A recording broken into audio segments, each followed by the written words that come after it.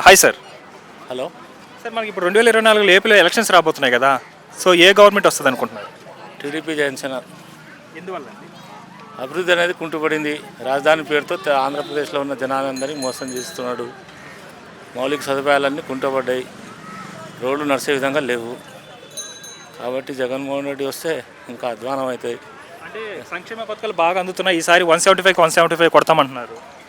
ఏం కొట్టలేదు. ఏ సంక్షేమం ఉన్నా అక్కడ ధర్మానికి అన్యాయం చేస్తున్నాడు. క్రిస్టియానిటీని పెంచుతున్నాడు. అట్లాంటివి చాలా ఉన్నాయి. కాబట్టి ఆయనకు వచ్చే ఛాన్సే లేదు. అంటే చంద్రబాబు నాయుడు గారికి జగన్ గారికి మధ్య తేడా ఏంటంటారు? పరిపాలన దక్షతలు ఆయన ప్రజలకు ఏదో సంక్షేమ పథకాల డబ్బులు డైరెక్ట్ వేసి ఏదో ఆయన ఆస్తి కూడగొట్టుకొని చేస్తున్నది ఆయనది. విజనరీ లీడర్ టీడీపీ నాయకుడు చంద్రబాబు. ఈయనకు విజనేషన్ లేదు.